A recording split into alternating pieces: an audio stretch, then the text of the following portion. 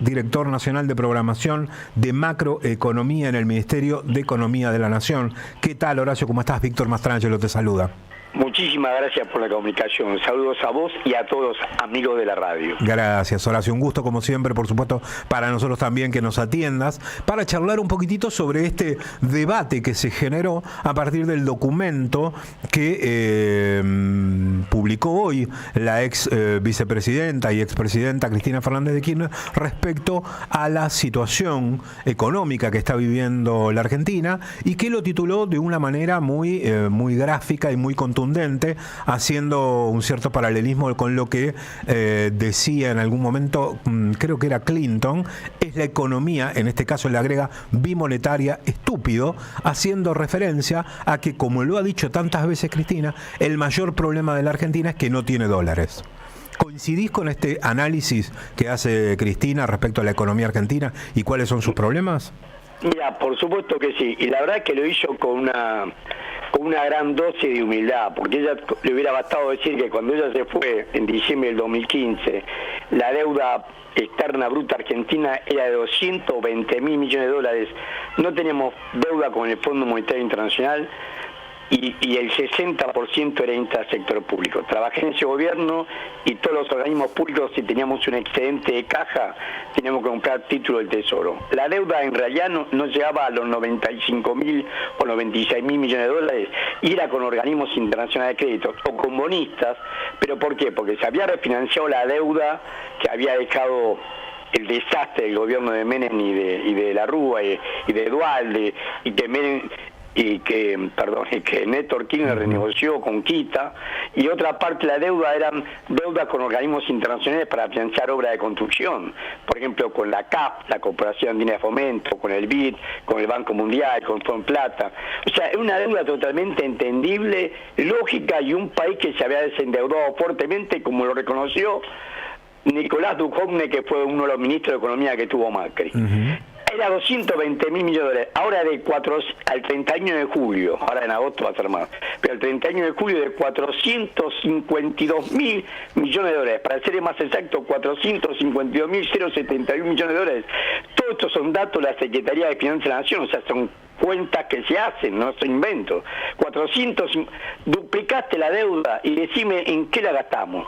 Duplicaste la deuda, si voy que era bueno, recuperamos los puertos del río Paraná, tenemos nuestra propia marina mercante, se construyeron 1 millón de viviendas, no se compró un ladrillo. Por eso te digo, ella era un exceso de humildad, porque le tenía que haber enfrentado con esto. Nos han endeudado tanto el gobierno de Macri como el de Alberto Fernández, y sobre todo el de Milei en tan poco tiempo. Milei, ¿cómo resolvió el problema del déficit fiscal que dejó Alberto Fernández, o el déficit cuasi fiscal, que son las LELIC, que era el déficit del Banco Central? Lo convirtió en deuda pública. Entonces aumenta la deuda que tiene que pagar toda la población, y para nada. Y encima el país cae el Producto Bruto. Tenemos un Producto Bruto menor que en el 2015. Por eso te digo que un exceso de humildad. Tenemos un Producto Bruto menor que el 2015, global y sobre todo per cápita. Tenemos peor distribución de ingresos. Tenemos caída de la tasa de inversión interna bruta fija. Este año, según el INDEC, a junio ya había caído un 16% con respecto a lo paupérrimo que había sido en el 2023. Y tenemos un nivel de pobreza que el Observatorio de la UCA estima para el primer semestre de este año que un 52% de la población es pobre. Entonces, obviamente, cuando ella dice el sistema bimonetario se refiere al endeudamiento en dólares, a una deuda cada vez más pesada y más imposible de pagar, y a que todos los cálculos se hacen en dólares, nos internacionalizan los precios. Vos producís acá con costos argentinos, bueno, ahora el costo está desmesurado por lo mismo, porque se ha generalizado aún mucho más ese sistema bimonetario. Todos los costos se estiman en dólares. Y después, por más que lo provocas acá, por ejemplo, el más concreto, el de gas y el petróleo, ¿cuál es el costo de traer gas y petróleo de las piras como hacemos nosotros? Que ahora se conoce la tecnología y se tiene la maquinaria, y sin embargo se adopta el precio internacional y nos venden el combustible a nosotros. Se produce acá en Argentina con recursos naturales del país y nos venden a la población la nafta, el gasoil, lo que quieras vos, a precio internacional. Esto es lo que la expresidenta de la Nación dice claramente. Cuando dice es el sistema bimonetario, es el sistema de endeudamiento, de dependencia del dólar. Y detrás de todo esto está el capital financiero, porque cada vez es mayor la presencia. Hoy Javier Milei le responde económicamente pura y exclusivamente al capital financiero internacional. A la prueba me remito. El mismo Pablo Roca de Techín, el estudio Bruchú Pune Rioja. Pune Rioja es un abogado de Techín de toda la vida. Exacto, presidente de la UIA. Techín, cuando Videla nombró como jefe de los abogados laboralistas del gobierno, en representación del gobierno argentino en la OIT, en la Organización Internacional del Trabajo, en 1976, trabajaba ya para el grupo Techín. Bueno, siempre fue un abogado de Techín. Hoy preside la Unión Industrial Argentina, nunca tuvo una fábrica, ni sabe lo que es. No, porque no sabe lo que es un tornillo, dijera de Mendiguren. No te escuché ahí.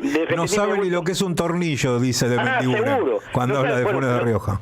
Pero el estudio de él, ahora dice que es el hijo, el estudio de él fue el que hizo tanto lo que ahora conocemos como ley base y punto de partida, la 27.752, que tiene el RIGI, este régimen incentivo a las grandes inversiones, que es un Estado entre los propios Estados. ¿Y cómo sabemos que lo hicieron ellos?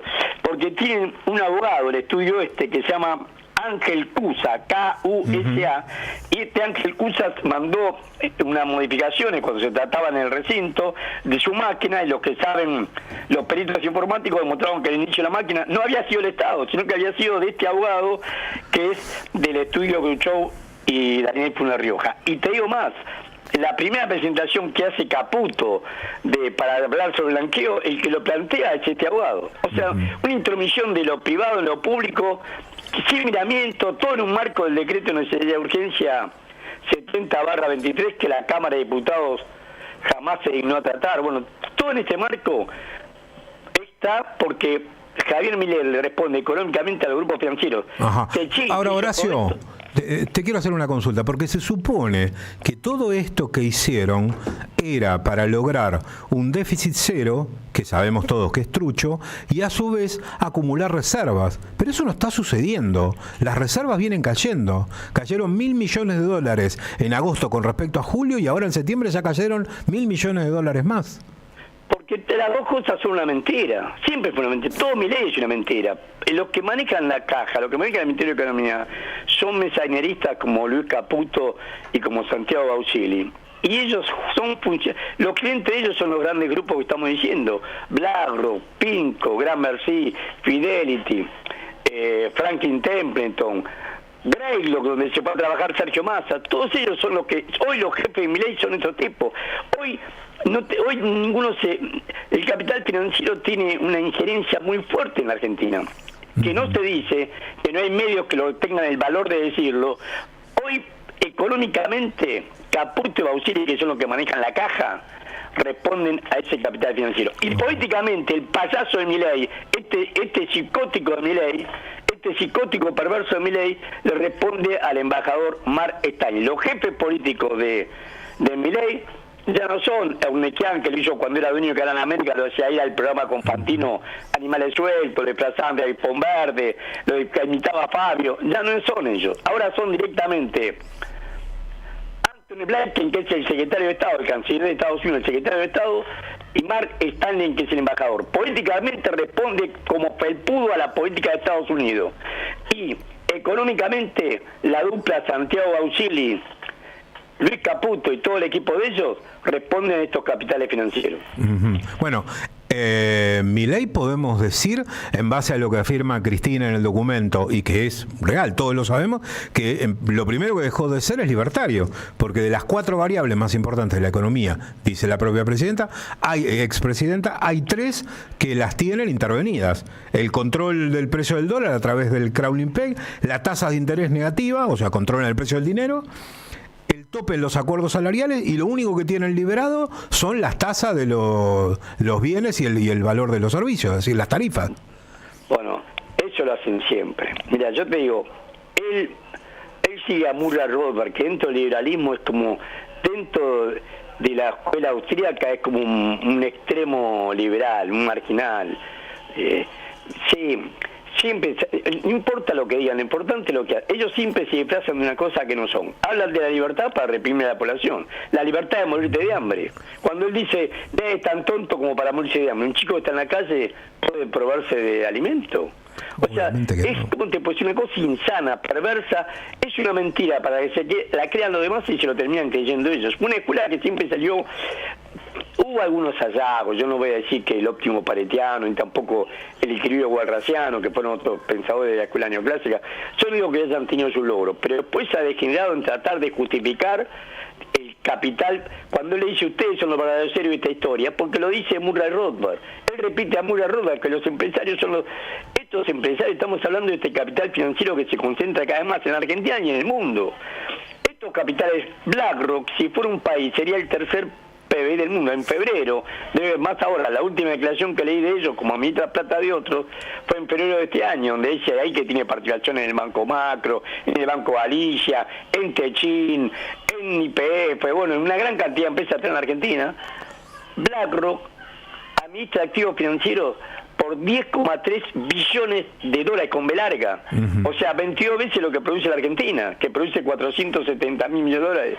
10,3 billones de dólares. Primero está Estados Unidos, según la estadística del Banco Mundial, con 26 billones de dólares. Tercero China con 22 y cuarto vendrán ellos. Después iría Japón y Alemania con 6 y 5 billones.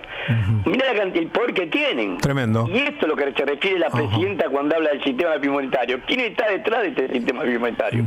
Ahora, ese es de capital financiero. ¿Y quiénes son funcionarios y serviles a ese capital bimonetario? Lo ha sido Macri, lo ha sido todos los liberales en general, y ahora en forma creciente y exponencial, ya sin límite alguno y sin vergüenza alguna, Javier Milei.